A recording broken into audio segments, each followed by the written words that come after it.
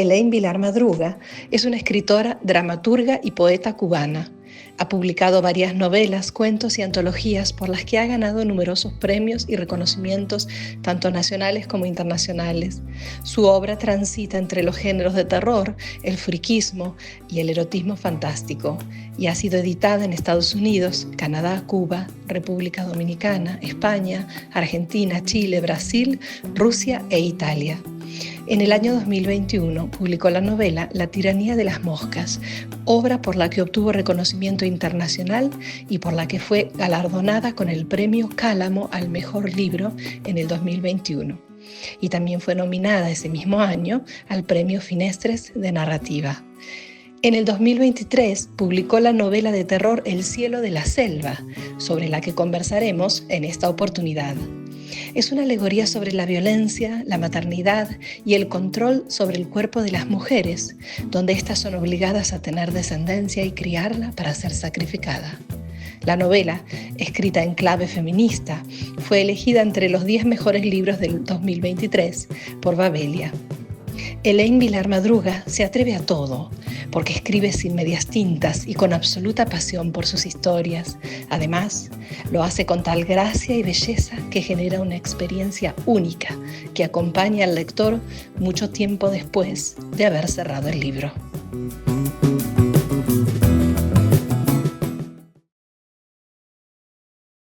Bueno, mira, algo que no se sabe mucho es que mi primera profesión es músico. Yo fui músico, empecé a estudiar a los 9 años, guitarra clásica. Me gradué de guitarra clásica. Creo que eso, más allá de que luego no he ejercido mucho tiempo como instrumentista, sí como cantante, porque me dediqué a cantar lírico 2 años. Eso sí es importante. Hice teatro musical, canté La Bella y la Bestia, canté El Fantasma de la Ópera. Fue una fantasía, un sueño precioso hacer eso en mi vida. Pero más allá de eso, creo que la música fue realmente importante en mi formación como artista porque me dio como una disciplina. Los músicos solemos ser muy disciplinados, nos enfrentamos a jornadas muy largas, muy extenuantes de trabajo desde que somos muy niños, porque empiezas con 9 años a aprender del mundo de la música y a veces con 9 años enfrentarte a 2, 3 horas de estudiar piano, de estudiar guitarra, de estudiar pues, solfeo, partitura, morfología. O sea, es una lección bien dura de disciplina y eso he intentado como que arrastrarlo un poco hacia la manera en que enfrento la escritura. Me gusta ser una autora disciplinada, me gusta tener jornadas de trabajo que me reten como escritora, que de alguna forma también pauten mis tiempos y que me permitan desarrollar importantes herramientas técnicas. Para mí, no sé por qué hemos dejado a la literatura como más a la mano de las musas, ¿no? Y no tanto a la disciplina de trabajo. Mientras que el resto de las artes, un bailarín, una bailarina puede estar 10, 8 horas pues entrenando su técnica de punta mínimamente. Un instrumentista y un cantante también lo hace. Un artista visual lleva mucho tiempo para planificar una idea y parece que creemos que la literatura es más un efecto, es efectista, es como te bajan las musas en ese momento escribe. Y la verdad es que no se puede negar que hay momentos muy iluminados en el trabajo de uno, que uno siente de verdad que hay algo que te inviste y que puedes escribir desde ese lugar. Pero yo soy un poco más como Hemingway. Hemingway decía que a él le gustaba que lo sorprendieran las musas en el momento en que estaba rompiéndose los dedos y la mente tratando de sacar ese tejido literario. Yo confío más en la disciplina del trabajo que en la musa o que en la inspiración. Y bueno, luego también soy profe de escritura creativa, que tú lo mencionabas, pero para mí es súper importante decirlo porque me parece que también no somos un oficio solitario, sino que estamos en conexión con el mundo, conexión con los lectores, en conexión con otros autoras y autores. Algunos de ellos lo compartimos, ya no están en este mundo, pero forman parte de nuestro ADN de vivencias, de nuestro ADN de lectura y por supuesto de nuestra escritura. Yo no creo que exista una escritura que no viva de alguna manera conectada a escrituras previas. Y luego la escritura creativa, el oficio de la escritura creativa también nos permite de vez en cuando enseñar, ¿no? Tratar de ayudar a quienes vienen un poco detrás de ti o que están justo a tu lado en la carrera a ganar determinadas herramientas técnicas, conocimientos editoriales. Yo creo que el camino sin estar acompañado de otros y de otras puede ser un camino muy aburrido, muy solitario, muy triste. Lo hermoso de la lectura es poder hacer comunidad. Lo hermoso de la escritura es poder hacer comunidad. Y bueno, en ese concepto de la comunidad, la verdad es que confío mucho y concentro mucho mi trabajo en él.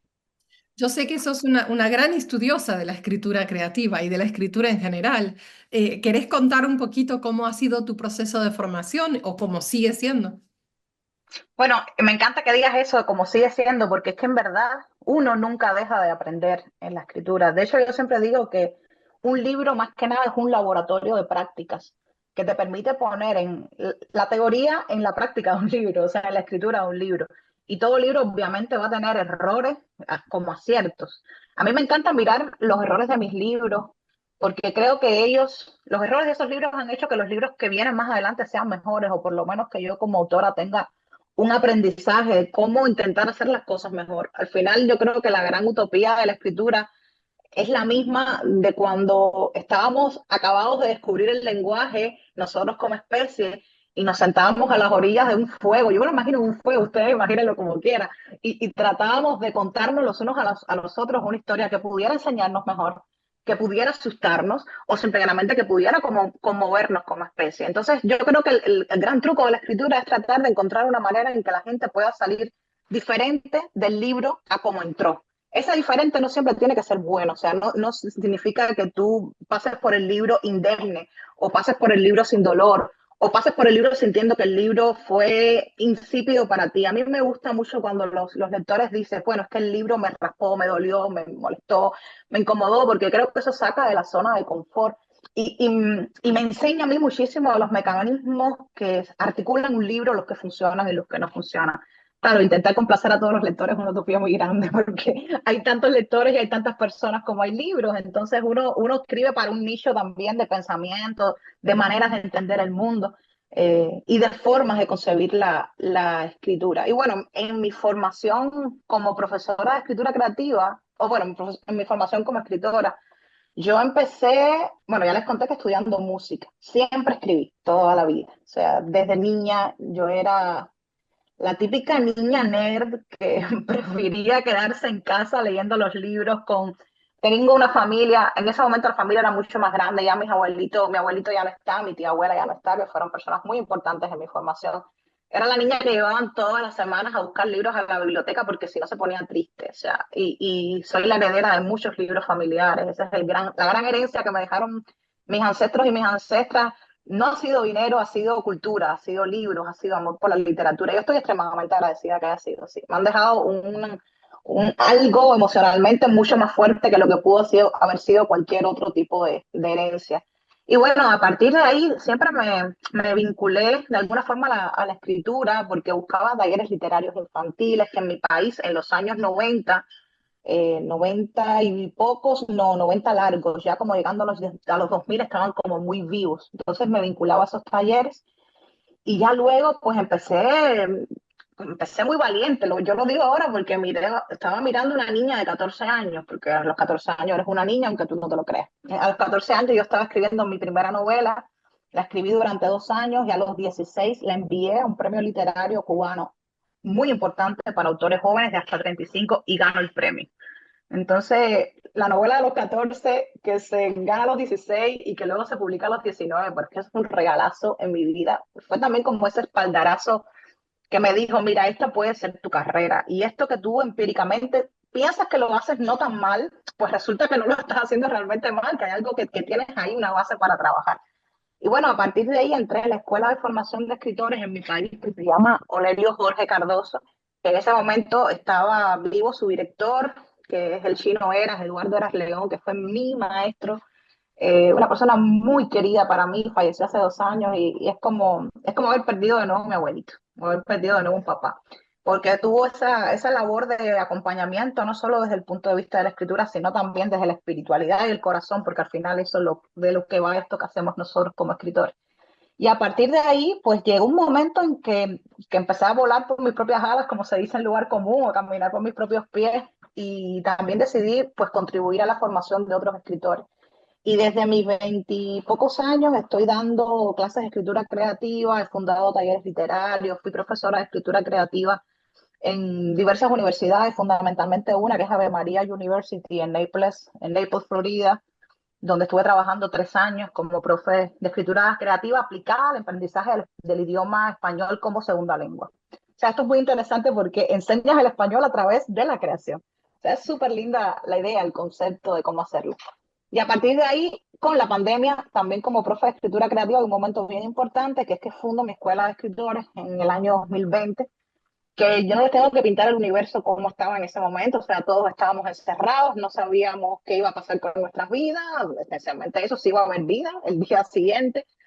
Y yo dije, bueno, aquí me quedan dos cosas, o me encierro en mi casa y me la paso muy mal, o me encierro en mi casa porque había que hacerlo y me la paso bien, la mejor manera posible. Escribí una novela que fue La tiranía de las moscas, que me trajo todas las alegrías del mundo y fundé mi escuela de escritura creativa que se llama Laboratorio de Escrituras Encrucijada. Cumplimos 5 años en noviembre, o sea, este noviembre cumplimos 5 años de fundado y hemos formado a más de 120 estudiantes de buena parte de Latinoamérica, del Caribe y, bueno, Hispanoamérica en sentido general, porque hemos tenido estudiantes también españoles. Y bueno, ha sido una labor muy bonita, también muy agotadora, porque ser profe lleva mucho tiempo, pero Ujú. también es un tiempo que vale muchísimo la pena invertir en ver los resultados. Yo digo que es como tener las entradas en primera fila de un gran espectáculo que va a suceder. O sea, yo lo digo con mis estudiantes, me siento a ver los grandes escritores y escritoras en los que van a convertirse y tengo el privilegio de estar en primera fila aplaudiéndolos. Y digo con mucho orgullo que ya dos de mis estudiantes han publicado en antologías donde está María Fernanda Ampuero, donde está Agustina Basterrica, donde está Mariana Enríquez, o sea, chicas y chicos muy jóvenes de 20 y pocos años, ganando residencias, premios literarios, publicando sus primeras novelas, siendo fichados ya por agentes. Y eso le están pasando antes de los 30, me parece que para mí es flipante, es hermoso y es un regalo muy grande que la vida me ha dado como profesor. Ujú, sin duda, sin duda. Y bueno, además cuando se te oye hablar de esa manera es que uno se motiva. Bueno, vamos entonces a este libro del que vamos a hablar hoy. Eh, Al principio me llamó la atención lo que el primer resumen ese chiquitito que está al principio del libro que dice, este es un libro sobre maternidades en plural.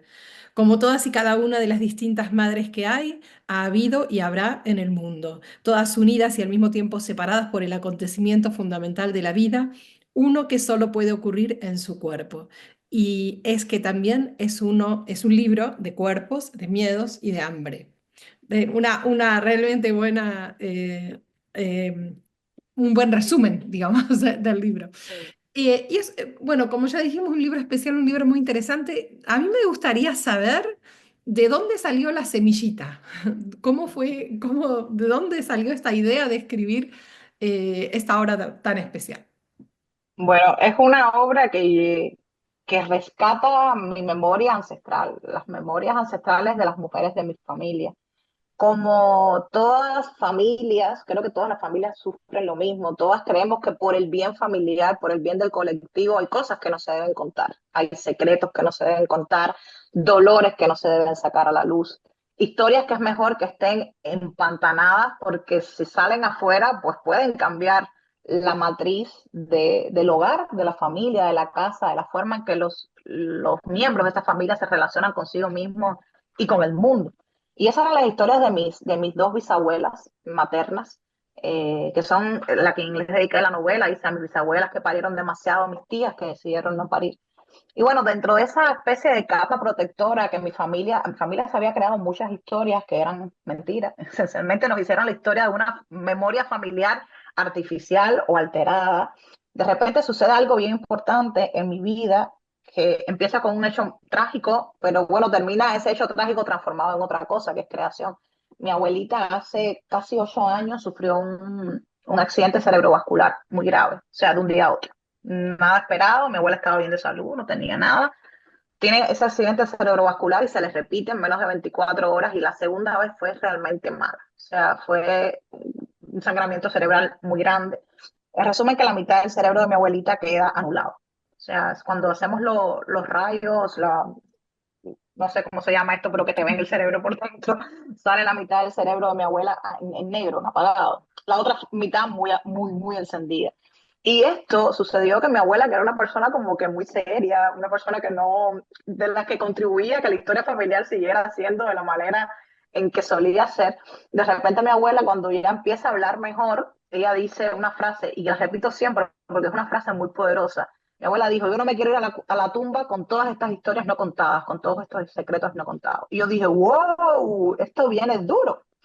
Y ha venido muy duro porque en los siguientes 7 años yo muchas veces lo que hago es sentarme al lado de mi abuela y dejarla hablar. Ah, Esencialmente, creo que es una persona que durante mucho tiempo no habló y que ahora como que tiene todo eso dentro de ella y con las ganas de contar. Y además es como una de sus hermanas mayores, eran 10 hermanos, y es la mayor, bueno, no es la mayor que queda viva, pero es la mayor dispuesta a hablar que queda viva. Entonces, es la que está ahora reescribiendo la memoria familiar de toda esta familia que está difuminada o distribuida por todo el mundo. Y bueno, mi abuela empezó a contar las historias fundamentalmente de su madre, pero también contó muchas historias de su suegra, que nos reescriben la manera en que nos entendíamos como familia. En otras palabras, que hemos descubierto que nuestra familia es el producto de muchos horrores. Macondo se queda corto, los Buendía se quedan cortos al lado de mi familia, los Targaryen se quedan cortos al lado de mi familia, somos los Targaryen del Caribe, siempre lo digo en broma. Juan Rulfo nunca imaginó cuando hizo Pedro Páramo que mi bisabuelo iba a ser un rencor vivo más fuerte que el de Pedro Páramo. Y todo esto, pues, en una atmósfera alucinante como es Cuba, que es un país muy alucinante, amigas y amigos, en el buen y en el mal sentido, y en el regular también, y todo en esta atmósfera de la familia, que además había estado como muy callada, y que ahora están todos los tíos y las tías que todavía están vivos como muy preocupados de lo que mi abuela cuenta y de lo que yo después cuento en la literatura. Obviamente, El cielo de la selva, lo que ustedes conocen, no es una versión fidedigna de los hechos, es una versión pasada por el filtro de la ficción. pero hay Una algo versión de, pasada. ¿no? Sí, Hay sí, algo, ajá. sí, hay cosas familiares Sí, ahí importantes, historias de todo el tiempo incesto. me preguntaba eso yo, sí, todo el tiempo me preguntaba si no puede ser que esto haya salido de la realidad Y, y y si sí, algo de eso habría, ¿no? hay Ujú. muchas cosas que son de este vestigio familiar, y esta memoria familiar que de alguna forma mi abuela ha contado y que yo estoy ahora contando acá.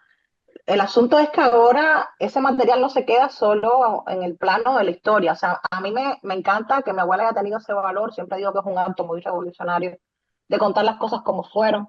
Primero porque eso ayuda a sanar a la familia. Yo creo que de la mentira no vivimos. Yo creo que pasar esos secretos de generación a generación, no ayudan a que una rama familiar esté sana, ni que las familias puedan entenderse de buena manera. O sea, yo desde que entiendo mejor a mis bisabuelas, puedo entender de dónde y cómo y por qué nosotros somos como somos. Y por qué ante la reacción de parir forzadamente, parir, eran matrimonios abusivos, eran partos forzados, había mucha violación en mi familia, violación sexual estoy refiriéndome.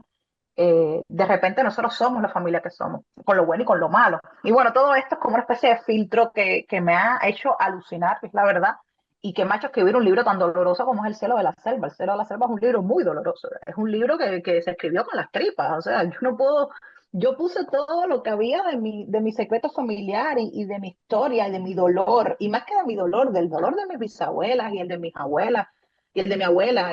Y el de mi abuelo también, y lo puse sobre ese texto. Yo cuando terminé el texto me sentí muy agotada porque sentía que había atravesado esa selva oscura como de carrera, Ujú. dejando todo. Esencialmente es un texto también muy visceral. Creo que esa es la palabra, esencialmente. Es un texto, se escribió con las vísceras, y es un texto que también está pensado no para que se vea como esta imagen folclórica de lo que fue la vida de nuestras abuelas, que sí, de nuestras bisabuelas, de que, bueno, pobres ellas que sufrieron tanto. No creo que sean temas que estén cancelados en la actualidad, o sea, son el tema de los embarazos forzados, los matrimonios forzados, de entregar metafóricamente a los hijos a la selva, que es la vida, que es la guerra, que son los sistemas políticos. Es el gran drama y la gran tragedia que vivimos las mujeres desde que el mundo es mundo. El drama de los cuidados que se descargan sobre los hombros de las mujeres fundamentalmente. Este es el drama que viven muchas mujeres hoy día en el panorama contemporáneo, en muchos países. Entonces, siempre digo, bueno, sí, es una reflexión sobre mis ancestras y sobre mi familia, pero mi intención es que también sea una reflexión sobre las violencias que son cotidianas en la vida de muchas mujeres en tiempos modernos, en tiempos contemporáneos. Ujú. Sí, tal cual. Es como que se ponen de relieve muchas formas distintas de maternidad y muchísimas formas de violencia hacia la mujer. Leo, si me permitís, algo que me pareció muy lindo, muy interesante y muy representativo del tono del libro. Una lengua de vapor lamió mis cabellos. Supe de inmediato que no iba a morir en el parto, que Dios en la selva o en el cielo, el Dios que vivía en el coño de las mujeres que van a parir, no me iba a traicionar. Esta parte me parece buenísima, ilumina todo el libro, ¿no? Sobre las violencias, pero también sobre la esperanza, sobre las creencias, sobre las fortalezas que se van construyendo, las resiliencias, ¿no? Hay como mucho y es un libro, bueno, ahora que vos nos contás todo esto, se nota, ¿no? De qué está hecho. Es un libro muy valiente y que, no sé, pareciera que no te tiembla la mano a la hora de escribir, ¿no? No te quedas corta, no haces descuentos. Está todo ahí, ¿no? Está dicho, ¿no? ¿Sabes? Yo como que intento, pero siempre me pregunto, bueno, creo que me lo pregunto con todos mis libros, no solo con este, ¿no? Si fui justa, ¿no? Con la historia esencialmente, y si fui justa con mis ancestras, y probablemente si mis bisabuelas leyeran este libro estarían escandalizadas de que yo contara su historia, o sea, soy consciente de ello. Soy consciente incluso que mi familia no me lee, o sea, vamos a partir de ese punto, que tenemos un pacto de no agresión mutua. Yo, ellos no leen mis libros, sí me siguen mucho en redes y me comentan cosas muy chulas y investigan qué hago, qué estoy escribiendo. Hay como una preocupación así de fondo de qué manera lo estoy haciendo y de qué estoy escribiendo. Ahora están muy preocupados porque la novela nueva tiene un personaje que es mi bisabuelo, que fue el gran patriarca y es que él desbarató la familia y hizo todos los horrores habidos y por haber. Entonces están muy preocupados porque, bueno, mi bisabuelo, como buen bisabuelo de esa época, no digo que todos, pero en Cuba había como parece que una moda, tuvo varias familias paralelas, no solo la mía. Bueno, no solo de la que provengo yo, porque las otras son también mi familia. O sea, tuvo familias paralelas y al parecer cuando ya era mayor y ya se estaba haciendo viejo, se fue haciendo más tierno. Con mi familia, que fue la primera, fue trochimoche, látigo y machete. O sea, a nosotros nos llevó muy duro. Pero al parecer los últimos hijos del último matrimonio parece que era o más bueno o esos niños se traumatizaron más. No sé, el caso es que esa familia, esa ala de la familia adora a esa bisabuela. Adora. Y la parte mía es como, va de retro bisabuelo, va de retro William, decimos así. Entonces, la parte que adora está como muy preocupada porque ahora el bisabuelo es un personaje en la nueva novela. Entonces, nada, yo creo que mientras se puede jugar con los malabares, ¿no? Y tratando siempre de tener una visión justa de la historia. A mí me gusta que mis personajes, si bien tienen muchas sombras, también tengan como momentos o pinceladas de luz. A mí me interesa el contraste, la polifonía entre los personajes. Yo no creo en la maldad absoluta, como no creo en el bien absoluto. Yo creo que todos estamos teñidos de luces y de sombras. A veces prima una cosa sobre la otra, pero todos tenemos manchas y todos tenemos luces. Entonces, en ese sentido, trato de que mis personajes sean lo más parecido a lo que somos nosotros, los seres humanos, en nuestros contrastes, ¿no? Tratar de jugar con esas luces y sombras me gusta muchísimo. De hecho, en El cielo de la selva yo decía, bueno, van a suceder actos atroces, sin dudas, de índole de violencia contra las mujeres, de violencia contra los niños. Esa para mí creo que es la más importante de todas, incluso de violencia contra los animales. Todos esos actos atroces no están justificados, nunca lo van a estar. No podemos justificar actos como esos, pero sí podemos entender de dónde parte ese dolor que provoca que alguien cometa ese acto. Entonces me pasaba con personajes como Santa, específicamente como Lázaro, que quizás son los personajes más crudos y son los que hacen acciones más deplorables en sí mismos. Ir entendiendo de dónde vienen ellos y por qué son lo que son en el presente. Entonces, para mí era muy importante hablar de Santa cuando niña, de Lázaro cuando niño, cuando lo entregan a la selva, de todo lo que ha sufrido Santa en su adolescencia, en su juventud, porque ella es una niña que cuando menstrua, bueno, yo menstrué muy temprano, yo menstrué a los 9 años, yo imaginaba que Santa menstruaba a los 10, 11 años, una niña aún, la ponen a parir. O sea, a partir de que eres capaz de procrear vida, y eso me parece atroz, porque el cuerpo se desarrolla por lo general antes de lo que se desarrolla la mente. En el momento que es capaz de procrear vida, la ponen a ser la paridora de ese lugar, la ponen a hacer el sacrificio, el verdadero sacrificio de la selva. Para mí, bueno, obviamente son los niños, pero también es el cuerpo de las mujeres. Y entendiendo esos dolores de los personajes, pues a mí no es que me resultaban menos atroces sus actos, pero sí podía entender por qué los hacían y de qué dolor partían esas acciones. Y bueno, yo sé que tu mamá es psicóloga y tu esposo es psiquiatra. ¿Te ayudan? ¿Les preguntás? ¿Cómo haces? Porque hay mucho, bueno, yo soy psicóloga, eso no lo sabes. Soy Sí. psicóloga y soy traumaterapeuta, trabajo con refugiados traumatizados, así que estoy muy cerca de todo lo que es el trauma. Entonces me pareció también Guay. interesante, está como bien informado el libro sobre esas cosas. ¿Cómo haces en la construcción de personajes? ¿Te inspirás, pedís ayuda, juntás información? ¿Cómo haces? Yo soy una persona muy curiosa y he sido curiosa toda la vida. O sea, soy una persona que también reconozco que mientras más aprendo, más ignorante soy, más cosas me quedan por aprender. Entonces soy una persona que me gusta mucho escuchar a los demás, porque no creo que tenga una verdad absoluta. O sea, creer que uno tiene una verdad absoluta es el fruto para convertirse en dictador o dictadora en genocida. O sea, cuando uno cree que tiene esas verdades absolutas, se convierte en esas cosas. Y yo no quiero ser ni una dictadora doméstica, ni una dictadora de la literatura, ni nada por el estilo. Yo soy una persona que intenta crear. Entonces, intento escuchar, intento aprender de los demás. Y un poco también aquí el oficio es como hija de gata, caza ratones. Entonces, mi madre desde muy niña me ha hablado todo el tema de salud mental, todo el tema de la explicación que para ella entraña el cuidado de las personas.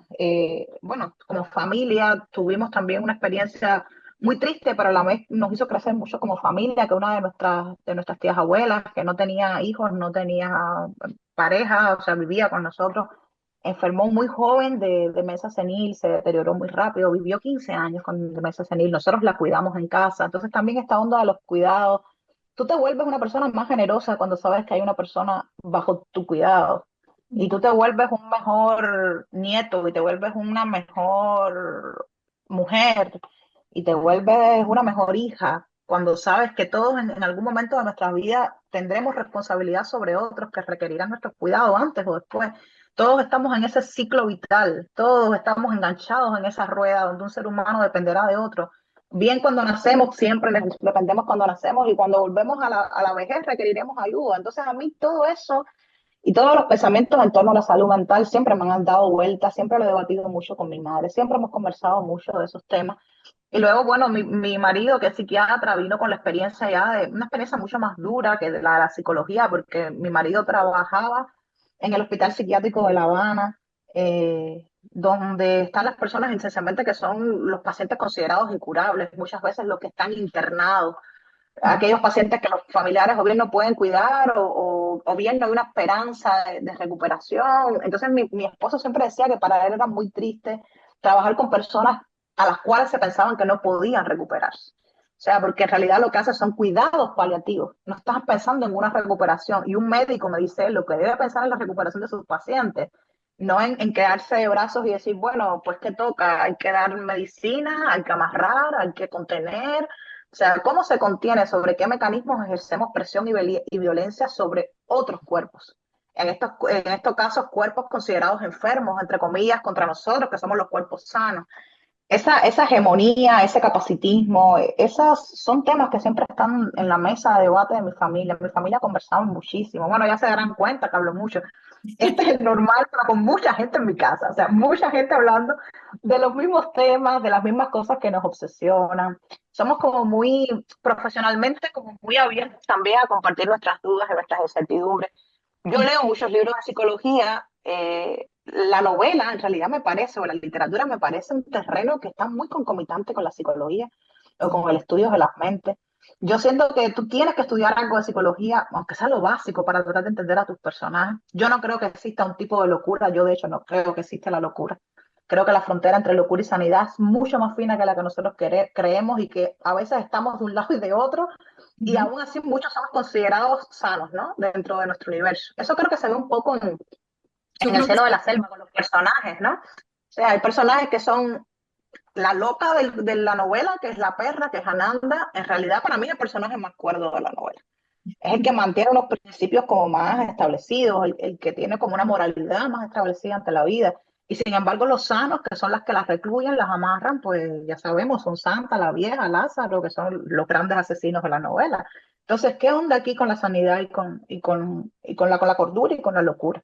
Y bueno, ya con eso que les cuento, pues sí, siempre hay un tema de investigación. Yo investigo mucho por mi cuenta porque no me gusta aprenderme a los demás, no me gusta que me mastiquen el contenido, me gusta, le dije, soy curiosa, me gusta investigar yo, pero claro, llega un momento que hay terminología médica que no entiendo, obvio, porque no estudio una carrera, o hay cosas y conceptos que se me trocan un poco, entonces ahí sí me siento en mesa abierta de investigación, incluyo a mi familia, ellos me comentan, mi madre y mi esposo, sobre las diferentes cosas, las diferentes perspectivas, me recomiendan lecturas para que yo pueda seguir mis investigaciones.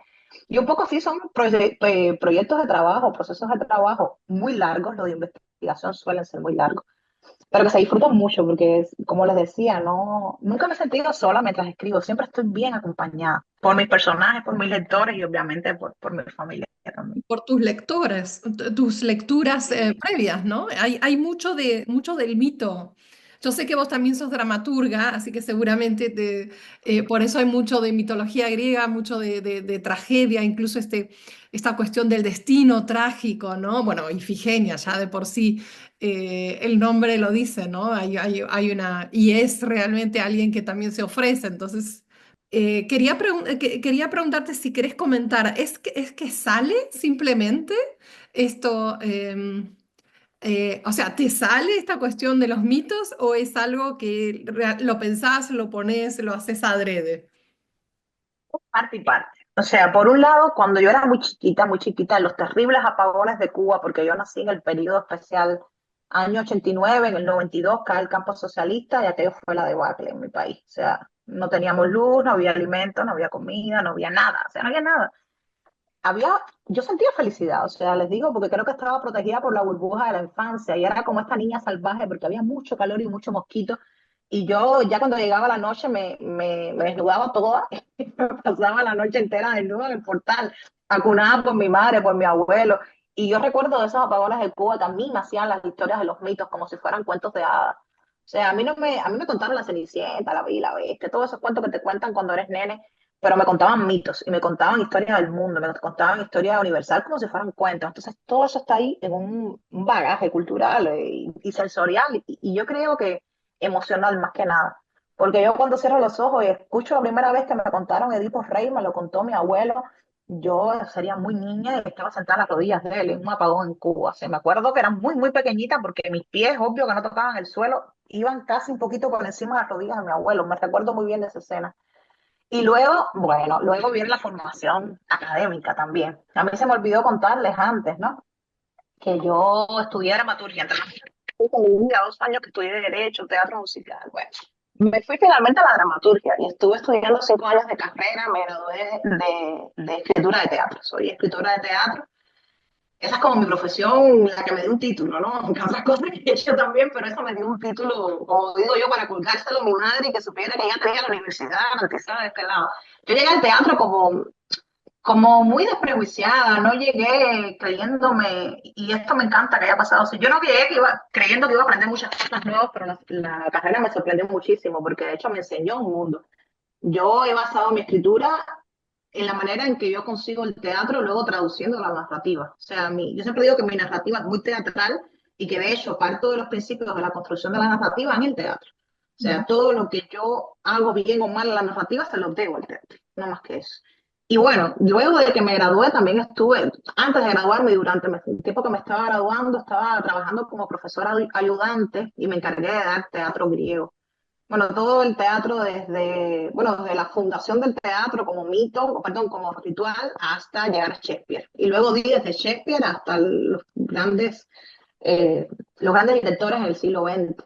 Y claro, como yo estaba tan enamorada y tan apasionada por el teatro griego, porque llegó a ser obsesión. O sea, yo creo que todas las obras de teatro griego que han quedado yo las he leído más de 3 veces cada una de ellas porque me obsesioné. Hay diferentes obras que me obsesionan muchísimo, personajes míticos que me obsesionan. Y claro, daba clase, enseñaba y enseñar también es un poco contagiar de la pasión de la cual padeces o la cual yo creo que si cuando tú enseñas no logras contagiar esa pasión, estás fracasando como profesor. Estás con un libreto entre las manos recitando una fórmula que de cualquier manera los estudiantes podrían encontrar en cualquier libro o en varios libros de investigación. Tú vas a una clase y te paras delante de una pizarra o delante de un grupo de estudiantes intentando contagiar el amor y la pasión por algo. Y esa pasión y ese amor que yo tengo por los clásicos griegos y por los mitos, pues se refleja al final en todo lo que hago. Así que yo creo que es un poquito de proceso inconsciente o consciente. Fíjate, en la tiranía de las moscas está Cassandra, el Sí. personaje de Cassandra, el mito de Cassandra, de esta mujer que es condenada, de hecho por su belleza, es condenada a saber siempre la verdad, saber el futuro, y que sin embargo nadie le cree a su alrededor, que las cosas que ve, las cosas que avista, son las que sucederán. Y un poco mi Cassandra juega con esa idea, pero juega y se burla de esa idea. Y bueno, ya vieron en el cielo de la selva que está Ifigenia como muy viva. La Ifigenia del mito traspolada o traspasada a la Ifigenia de mi libro. Y yo diría que hay otra figura tutelar mitológica en el cielo de la selva, que es Medea, que Genial, también sí, tiene una así cita que, del libro. claro. Y Ujú, tiene todo este concepto de la maternidad monstruosa. Medea es un personaje que ha sufrido como mucho azote cultural e interpretativo, porque claro, cuando tú hablas de una madre que mata a los hijos, enseguida todos abrimos los ojos y decimos, corro, que barbarie, ¿cómo una madre va a hacer eso? Bueno, lo que pasa es que descontextualizamos a Medea de su tiempo. Y Medea es una persona que deja a su hogar, a su cultura para seguir a Jasón. De hecho, traiciona a su familia, mata a su hermano para conseguirle el vellocino de oro a Jasón. Lo que no sabemos es que Jasón, unos años después de no haberse casado con ella, de haberla simplemente embarazado, dice el hombre que nada, que él ahora va a buscar a otra mujer que le resuelva mejor la vida, esencialmente es lo que está diciendo, y que por lo tanto va a abandonar a Medea y a sus hijos. Esos hijos ipso facto pasan a ser bastardos. Son entonces hijos que no tienen ni patria, porque no tienen patria, porque la madre no tiene, no puede ejercer la madre en ningún sitio. Son considerados los hijos de una bruja, porque Medea tenía poderes, entonces son los hijos marcados por la sociedad, y son los hijos segundones del padre, porque el padre va a tener hijos legítimos ahora con una princesa. A todas esas, el padre le va a quitar los hijos a Medea. O sea, Medea se va a quedar despoblada de país, de esposo, de esperanza y de hijos. Y ella dice, mis hijos van a vivir una vida atroz. Recuerden que el mundo antiguo no era muy parecido al de nosotros, era un mundo atroz. Bueno, el mundo atroz actual también lo es, así que creo que sí tiene mucho parecido, vamos a decirlo. Y ella decide matar a sus hijos para que los hijos no sufran esencialmente. O sea, sí hay un acto de matricidio, hay un acto de filicidio, perdón, pero es un acto de filicidio justificado por los patrones culturales de la época y por la manera en que Medea entendía que iba a sufrir sus hijos. ujú, Entonces, yo creo que si analizamos el mito también en contexto, me ayuda un poco a entender la visión también que de alguna forma propone el cielo de la selva. ujú. Son cosas en las que siempre estoy dando vueltas en mi cabeza y que me apasionan muchísimo y que, bueno, por supuesto, tengo mucho gusto de contarles a ustedes. Vendrá la noche y junto a ella el latido de los grillos. La hacienda se convertirá en un montoncito de nada que la oscuridad se tragará con su boca de monstruo. La abuela es la única que se atreve a caminar por los pasillos cuando el sol se ha escondido. No tiene miedo. Vendrá pronto en busca de los grillos, porque los odia el cri cri cri que parece el llanto de un niño enfermo. Pero en esta hacienda no hay niños enfermos. En esta hacienda nos ocupamos de ser fieles y dormir temprano con un Padre Nuestro. No más cae la tarde dormimos, igual a las gallinas tristes de los corrales que viven cacareando al sol, que sin el sol no son gallinas, sino carne muerta con plumas. Un libro solo alcanza su conclusión cuando llega a las manos de un lector y que hay tantos libros como lectores hay. A mí lo que más me gusta de la posibilidad de dialogar con mis lectores es descubrir cuál es el universo que se abrió cuando ellos o cuando ustedes alzan las tapas de un libro y empiezan a viajar por ahí. Y hay tantos libros, hay tantas interpretaciones. Siempre como una pregunta que me hacen es, ¿qué es la selva? ¿Qué significa la selva para ti? Y yo esencialmente lo que les digo, ¿por qué yo les voy a dar una lectura unívoca de mi significado? ¿Por qué decir que la mía es la que tiene sentido, no? Si la de ustedes tiene probablemente más sentido que las mías, porque fue el libro que ustedes vivenciaron, el libro que ustedes leyeron, el libro que ustedes consumieron, el libro que odiaron o amaron y odiaron a la misma vez. O sea, un poco que sería como la dictadura del autor o de la autora, decir, bueno, la autora tiene esta visión y todos tenemos que leerlo de esta manera. Y si no lo leo como la autora o no lo experimento como la autora, mi visión está invalidada porque la autora dijo esto. O sea, mira, yo creo que la persona más ignorante frente a la realidad de un libro en verdad somos los autores. Y lo digo desde el conocimiento que también me toca estar desde el otro lado, porque yo soy lectora, leo muchos libros. Y siempre me doy cuenta de que cuando hablan los autores es como, ah, mira, pero yo creo que mi lectura es mejor que la de él o la de ella. sea, el mundo que yo creo en mi cabeza es mucho mejor que lo que esta persona me está contando. Entonces, en ese sentido sí confío mucho en los lectores, en las lecturas, en las capas que pueden encontrar del texto, en la manera en que ustedes terminan de construir este libro. O sea, hay una cosa, escritura creativa se llama construcción conjunta de la realidad. La construcción conjunta de la realidad del texto ocurre en el espacio, en el intersticio, en el intermedio de tu lectura y la mía. O sea, justo ahí, en ese lugar donde nos encontramos los dos, entonces hay un texto leído, hay un texto interpretado. Así que todo eso que dices es entregar hijos al mundo, a mí me parece una lectura súper aceptada de la novela. Yo creo que también habla un poco de la crueldad que tiene el mundo ante el hecho de tanta generosidad de que uno traiga un hijo con todo el amor, con toda la tristeza, con toda la bondad, traiga un hijo al mundo y que de repente tienes que entregarlo a lo que viene, a esa selva de seres humanos rotos, a esa selva de violencia, a este mundo de guerras, de genocidios en el que estamos viviendo, que cada día es más terrible. O sea, dejar esos hijos a la buena de Dios, porque al final es lo que toca. O sea, tienes antes o después que entregarlo. Entonces, esto es un acto muy terrible, es un acto terrorífico también. Yo no soy madre, pero he vivenciado maternidades muy cercanas a mí y veo la maternidad de mi madre. O sea, mi madre, yo tengo 36 años, mi mamá, dejarme ir al mundo para ella es un acto terrible. O sea, cada vez que yo me alejo de mi madre es como ese cordón umbilical que yo creo que no se llega a cortar del todo nunca. Cómo se va estirando y estirando y estirando y le cuesta mucho trabajo dejarme ir. Mi abuela de 86 años preferiría que en mi familia nadie nos alejáramos de su lado. O sea, que estuviéramos sentados al lado de ella mientras ella nos hace cuentos por toda la eternidad. O sea, ella estaría feliz de que la vida fuera así. Mima, pero mira, hay que viajar y hay que ir a la gira.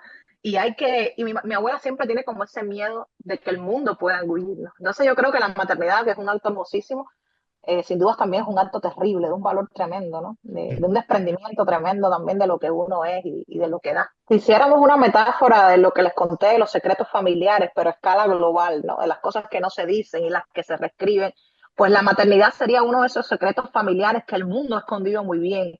O sea, se ha vendido una idea muy edulcorada de lo que es la maternidad y la paternidad, de cómo se debe criar, de cómo uno debe sentirse ante el hijo, del amor que es un instinto biológico que te debe aflorar. Y claro, eso es muy brutal, porque también te pone como una presión ética, estética y moral sobre la criatura que llegó al mundo. Y no todos los embarazos son felices, ni todas las maternidades son felices. Incluso las que lo son, es muy duro maternar. Es muy duro maternar en un mundo que cada vez condena más a las maternidades en solitario, porque si el capitalismo, porque si hay que producir y tener hijos forma también parte de esa rueda, ¿no? Esta es la criatura que consumirá, que creará, que gestará en un futuro. Entonces, se materna mucho en soledad, incluso las buenas maternidades, las felices maternidades maternan en soledad, y todo lo demás que se olvida de las maternidades no biológicas, de las maternidades no deseadas, de las maternidades forzadas, o sea, hay muchas maternidades. Y yo creo que un poco la literatura ahora, como está salvando esa cuenta que estaba muy llena de números en rojo y antropológica de los daños que han hecho a las maternidades o de las maternidades no deseadas o las maternidades forzadas, como les decía. Estamos tratando de que la literatura, y digo tratando y hablo en plural, no porque esté hablando de mí como dos personas, sino porque estoy pensando en todas las escritoras, sobre todo mujeres, que están ahora mismo hablando de temas de maternidad y viendo diferentes aristas del fenómeno, porque es que no hay una sola, no hay dos solas, o sea, hay un montón de aristas que tú puedes abordar, muchísimas maneras de entender la maternidad. Yo creo que eso también es un trabajo de limpieza espiritual, vamos a decirlo así, aunque suene místico, que se hace con las energías del mundo, con las energías de las familias y quitando un poco de esa presión que sobre todo las mujeres, no digo que los hombres no lo hayan sufrido, pero las mujeres especialmente han sufrido en torno al tema de maternar. El derecho a no maternar es también un derecho. O sea, hay que dejarlo así en grande. O sea, desear no tener hijos, darte cuenta que tú no vas a ser una buena madre porque no te interesa, o darte cuenta simplemente que no es para ti. Yo creo que es una decisión también extremadamente revolucionaria y que es una decisión, una reflexión que en algún momento todas las mujeres deberíamos preguntarnos. ¿Esto es algo que es para nosotras? ¿Esto es algo que en realidad deseamos hacer, más allá que por el mandato cultural o el mandato familiar? Es algo que deseamos hacer, nuestros cuerpos desean hacer eso. Entonces, un poco son como siempre las preguntas que me hago. Yo creo que en todas mis novelas, pero bueno, hay algunas que son como especialmente medulares en este tema. En El cielo o la selva, obviamente lo es. No, el tema de familias es complicado hablarlo, ¿no? Usted, como decía, yo vengo de una familia tradicional, vamos a decir así, el concepto de familia tradicional. Y he contado muchas cosas lindas a mi familia porque yo estoy enamorada de mi familia, sin duda. He tenido el privilegio de tener grandes abuelos, tengo una gran madre, no tuve un buen padre, también tengo que decir esa parte, porque les hablé de los que están presentes, pero no de los que están ausentes. Sin embargo, yo soy generacionalmente el fruto de una violencia. O sea, habría que preguntarle a mis bisabuelas, que fueron de las que abusaron su esposo repetidas veces y las que obligaron a parir 10 veces, y abortar unas cuantas más. Si mi bisabuela era feliz con ese concepto de la familia que se estaba construyendo a costa de su cuerpo, de su biología. Mis bisabuelas estuvieron, bueno, cada una parió 10 hijos, sin contar los niños que nacieron muertos, los abortos deseados y los no deseados. Ellas estuvieron más de 30 años entre ambas, gestando hijos. Yo tengo 36, o sea que es menos 6 años de ahora, es 30 años de mi vida solamente dedicados a gestar hijos, ¿no? Si sumo la cuenta de mis bisabuelas.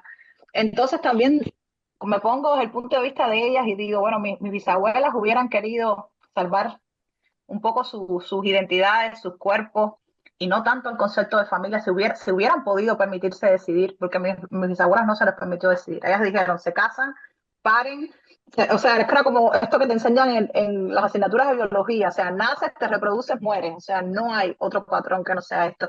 Y lo que pasa en las sociedades actuales es que tenemos, gracias a Dios, el privilegio, algunas, porque es un privilegio, no es un derecho aún, de poder decidir. Yo creo que también ayuda muchísimo, como que a que no solo que la gente sea más feliz, sino que las familias, es verdad que habrá menos familias. Yo no creo que la familia vaya a desaparecer nunca, creo que cambiará de forma como todas las cosas que están vivas. A lo mejor no tenemos la familia tradicional de mamá, papá, nené, o mamá y nené. A lo mejor tenemos dos padres y dos madres y un niño, criamos en comunidad un hijo. En Cuba pasa muchas veces que los abuelos son los que crían a los hijos porque los padres trabajan mucho. Entonces son familias como reconstituidas bajo otros patrones. Y creo igual también que el hecho de que podamos decidir ahora como sujetos de derecho, permite que también haya maternidades más felices. No digo que todas sean así, pero por lo menos cuando tú tomas la decisión de traer un hijo al mundo, pues la estás tomando, con felicidad. Eso significa que tu hijo probablemente va a ser más feliz que uno que vino al mundo sin desearlo, uno que no fue querido, uno que llegó como fruto de las violencias.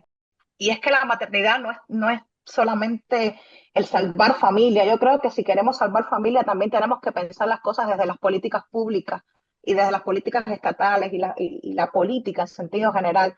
Porque es muy fácil decir la mujer tiene que entregar el cuerpo y desear ser madre y mantener la estructura familiar, pero luego qué facilidades le damos a las mujeres para que sean madres y que sean madres felices y sean madres sanas mentalmente y sanas físicamente. Si vivimos en un mundo donde cada día la inflación es más alta, donde mantener un niño y el cuento de que todo niño viene con un zurrón bajo el brazo, o sea, eso no tiene sentido. Los niños no vienen con zurrones bajo el brazo, vienen sin nada. Y uno tiene que ponerle todo lo que podamos darle. O sea, si hay un mundo cada vez más violento, un mundo cada vez más genocida, un mundo cada vez con más guerras, es lógico que muchas mujeres no deseen parir, simplemente por una cuestión de ética y hasta de moralidad. O sea, ¿cómo voy a traer yo un hijo a un mundo que está tan deteriorado como este que estamos trayendo?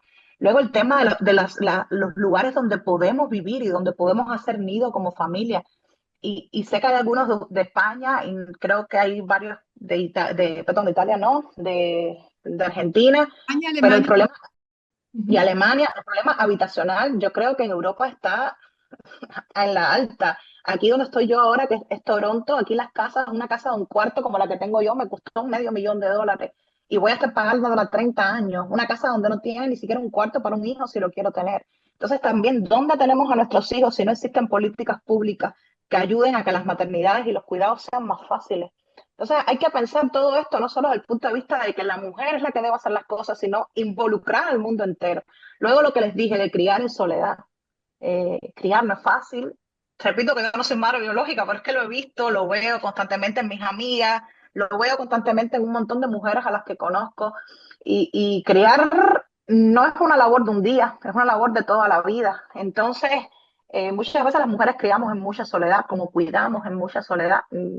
Muchas veces el padre, vamos a llamar padre por decir de alguna forma, porque para mí padre no es el que dona un material genético para hacer un hijo. Vamos a empezar por esa parte, pero muchas veces ves que la contribución del padre se limita a la donación de material genético y no más que eso. No hay una compañía, no hay un apoyo. Estoy hablando de una familia heteronormativa por hablar de los cuadros tradicionales, pero puede suceder en cualquier tipo de familia, no solo en una familia heteronormativa. Yo lo que quiero decir en todo caso es que, bueno, hablar de familias no es fácil, pero creo que más allá de pensar en la crisis que pueda existir con respecto a las mujeres y su derecho o no a ser madres, también tendríamos que incluir en esa ecuación las políticas públicas, nuestras políticas como colectivos también, como colectivos humanos, y cómo hablamos del tema de la crianza y cómo lo enfrentamos. No sabemos todavía criar en comunidad, no sabemos criar en comunidad, no sabemos cuidar en comunidad. Creo Yo que hay diría muchas cosas que tenemos que menos. aprender aún. Perdón. Creo que cada vez menos, porque vos en lo que hablas traes de alguna manera el concepto del cuerpo colonizado de la mujer, ¿no es cierto?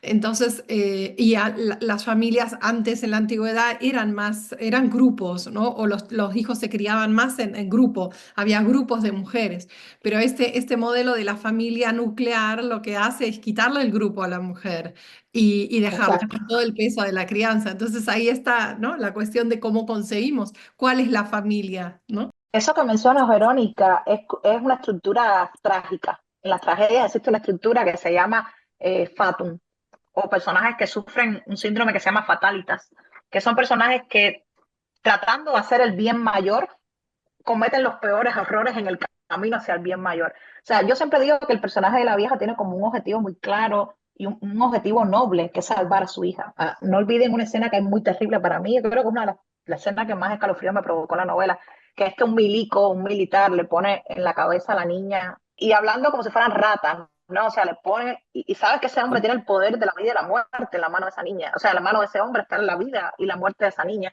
Y claro, la madre, la abuela, al final la vieja va a hacer todo lo mal que hace es simplemente en el instinto de salvar a su hija, en el deseo de salvar a su hija, que sabemos hasta dónde lleva, ¿no? Lleva hasta el punto en que se convierte en la matriarca, que se convierte en el monstruo, que se convierte en un monstruo que no se reconoce monstruo a sí misma, porque fíjate, algo que tú mencionas muy interesante, Verónica, cuando la vieja hace la inversión de carácter, o sea, se ha endurecido tanto que dice, bueno, ya, estamos aquí, ahora te toca a ti, y te toca a ti porque tenemos que mantenernos en este sitio porque hay otra gente, o sea, tenemos que mantener esta idea de civilización también, porque somos una civilización aunque cometamos actos barbáricos.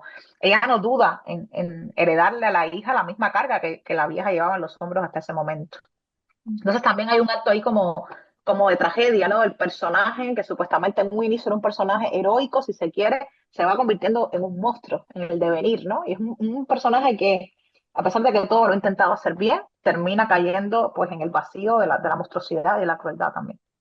La deshumanización creo que se ve en muchos de los aspectos de la novela, ¿no? Cómo va Mm. sucediendo esa deshumanización. Desde el amor se llega ¿no? a esta crueldad.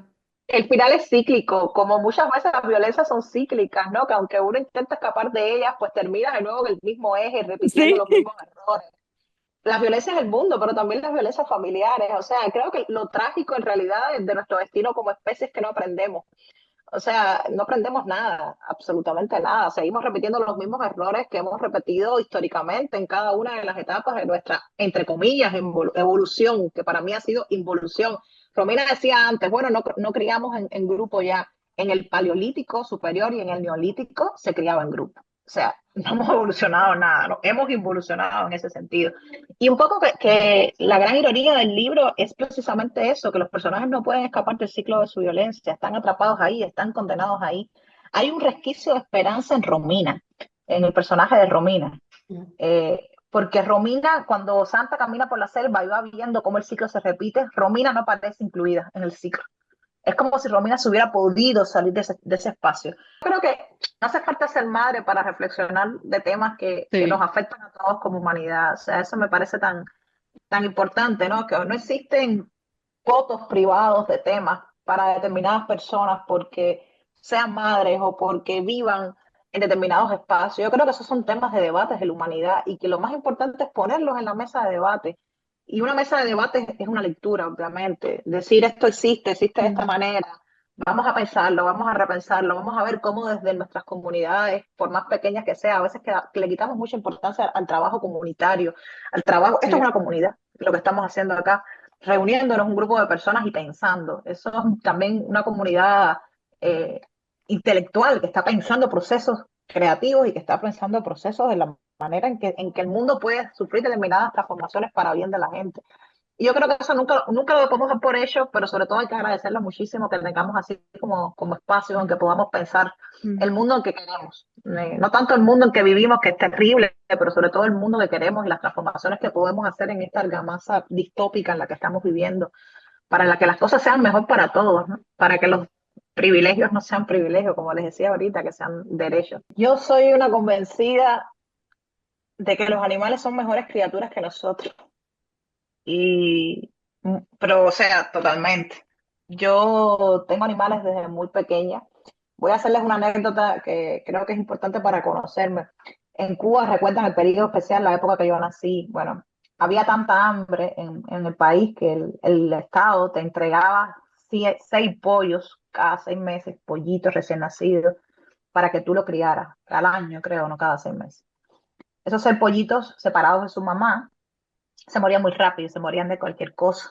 O sea, que normalmente en cada familia sobrevivía con suerte un pollito.